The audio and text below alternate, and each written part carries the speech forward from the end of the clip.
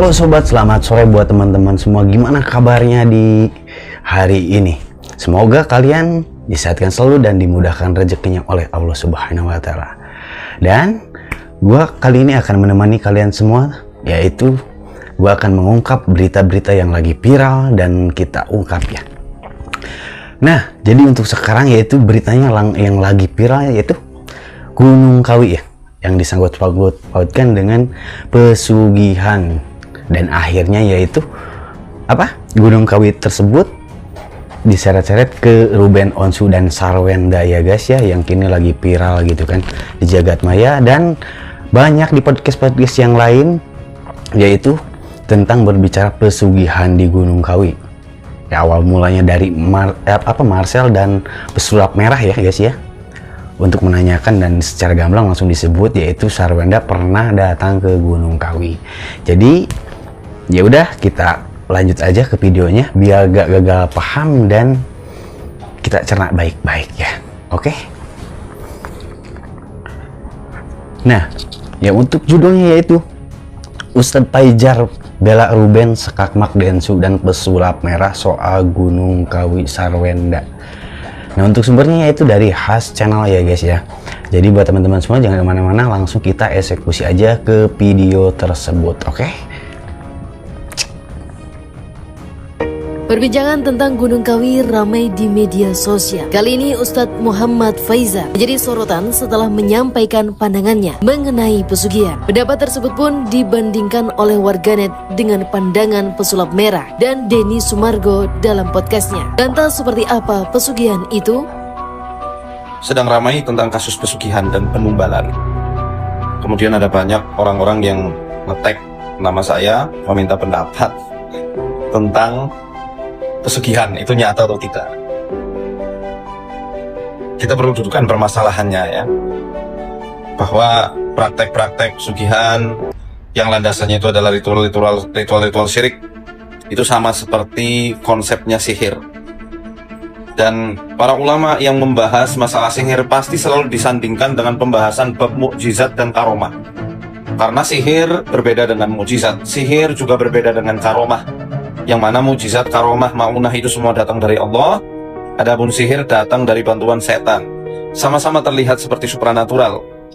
Hanya saja mukjizat dan karomah itu betul-betul supranatural, khariqul adah, di luar kemampuan manusia, bahkan jin. Itu namanya mukjizat. Ya, adapun sihir itu bisa dilakukan oleh manusia berupa sulap, ya, oleh bangsa jin berupa fasilitas-fasilitas gaib, ya, dari teknologi mereka yang tidak diketahui oleh manusia. Itu sihir.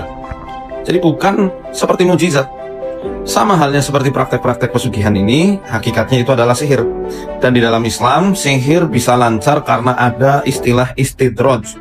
Apa itu istidraj? Teman-teman bisa melihat di Al-Quran, di surat Al-An'am ayat 44. Falamma nasu ma dzukiru bihi fatahna alaihim abwaba kulli syai' hatta idza farihu bima utu akhadnahum baghtatan fa idahum mubalisun.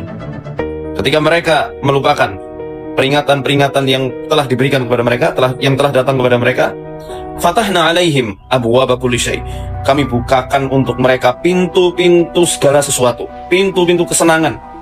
Yang mau kaya dibukakan sama Allah, yang pengen kekuatan dibukakan, yang kepengen karirnya melejit dibukakan. Sengaja supaya bertambah kezalimannya, bertambah kekufurannya, tertipu dengan persangkaannya sendiri bahwa penghambaannya kepada para setan itu bisa mendatangkan keberhasilan. Sengaja dibukakan. Hatta idza farihu bima utu, ketika mereka telah bahagia, senang terhadap apa yang telah diberikan kepada mereka, akhadnahum baghtatan fa idahum mublisun, kami ambil secara serempak. Detik itu juga dicabut semuanya sehingga mereka berputus asa, gigit jari. Memang seperti itu istidraj. Nah, pesugihan-pesugihan yang ya semacam dengan itu dibukakan dengan setan-setan itu membantu para hamba-hambanya untuk bisa melejit karirnya, supaya bisnisnya itu lancar, supaya dia itu auranya seakan-akan berbinar-binar, memancar sehingga setiap orang yang dengar perkataannya dia langsung tunduk, melihat wajahnya langsung merasa kasihan.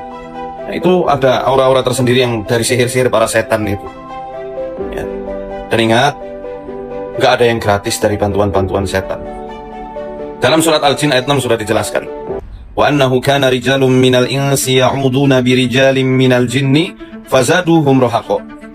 Dan bahwasanya ada laki-laki dari manusia yang meminta perlindungan kepada laki-laki dari bangsa jin, maka jin-jin itu akan menambah kesesatan untuk mereka. Dibikin tambah sengsara.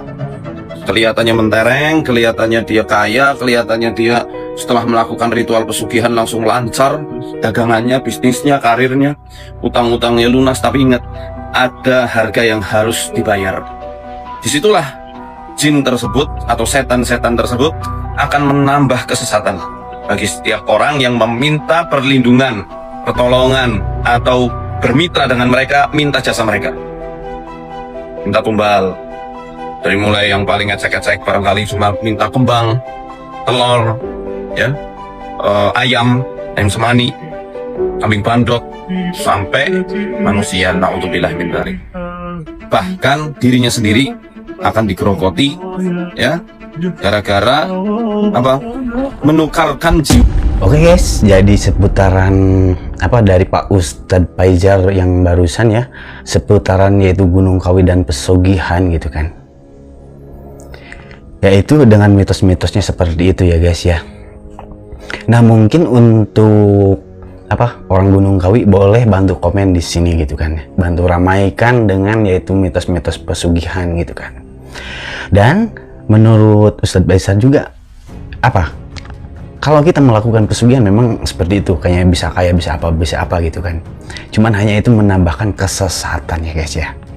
Nah jadi sedikit edukasinya dari gua gitu. Coba kalian tonton baik-baik dan simak baik-baik gitu kan. Alangkah baiknya seperti apa gitu kan. Jadi untuk apa-apapun juga itu harus yaitu butuh waktu berproses ya gitu kan. Yaitu gak gampang seperti insan.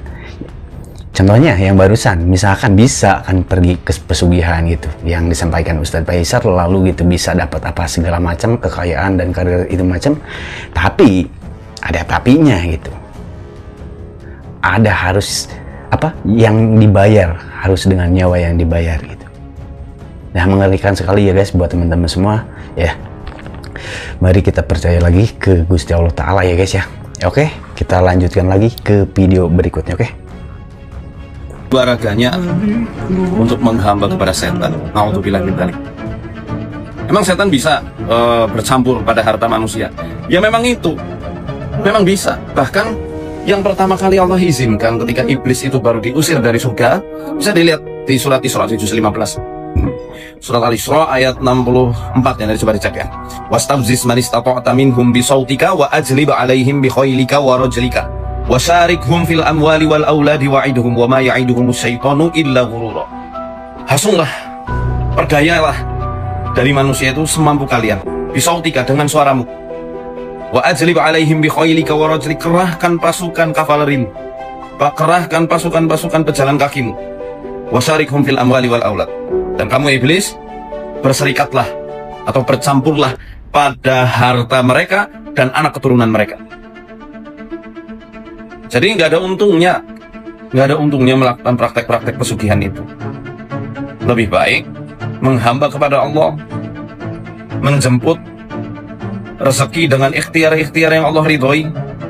Banyak bersedekah, banyak istighfar, banyak sholat duha, sholat tahajud, birrul walidain, berbuat ihsan kepada setiap orang-orang yang Anda kenal. Itu semoga atas izin Allah akan membukakan pintu-pintu rezeki bagi Anda atau bagi kita semuanya. Jangan malah melakukan ritual pesugihan yang tidak diperbolehkan dalam ranah keislaman. Ya, saya pribadi pernah beberapa kali menangani kasus-kasus orang-orang yang memang ditumbalkan. Yang paling epic itu, yang paling betul-betul terekam diingatan saya yang dari Cirebon, daerah Kapetakan. Itu sampai sudah betul-betul kurus kering badannya, terkulai di atas kasur. Alhamdulillah selama 3 bulan kami obati atas izin Allah Ta'ala. Dia sembuh dan sekarang dia sudah bergabung di Yayasan Arsadaya Dhaka. Ya udah, kami rekrut jadi tim kami. Awal mulanya betul-betul sakit parah itu, kurus kering. Tapi atas izin Allah hilang semua gangguannya. Itu salah satunya, yang lain ada beberapa. Jadi memang mereka korban-korban ini butuh kita tolong dengan cara yang diajarkan oleh Allah dan Rasulnya. Tapi ingat, bagi para pelaku-pelaku pesugihan, bertobatlah kepada Allah, putus perjanjiannya, ya, dan jangan lagi melakukan praktek-praktek terlaknat seperti itu. Ya, resiko untuk diri Anda dan orang-orang yang Anda sayangi. Jadi awal mulanya isu Gunung Kawi yang sekarang ramai itu kan berasal dari kontennya si pesulap merah, yang akhirnya nyambar ke Ruben sama Sarwenda, ya kan? Kemudian rame meledaknya di kontennya Jejak Backpacker yang ngadirin narasumber dengan nama samaran Fitri, yang disangkut-sangkutin oleh netizen bahwa ini Ruben, ini Sarwenda. Setelah itu, begitu itu makin rame, nggak ada nyapu tuh. Maksudnya ini kan ada orang yang akhirnya terfitnah nih, atau mungkin benar dengan berita atau informasi yang keluar itu. Nah, jadi seperti itu guys.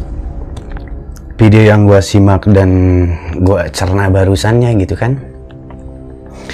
Sebenarnya untuk apa Gunung Kawi itu dari pesugihan gitu kan ya, yang sekarang jadi merembet ke yaitu Sarwenda gitu kan ya, atau benar atau tidak benarnya kan kita juga belum tahu ya kan gitu ya. Untuk paling misalkan ya kata Ustadz Baisal itu benar juga gitu tentang untuk pesugihan seperti apa dan sekuensinya juga berat sekali gitu guys ya gitu kan.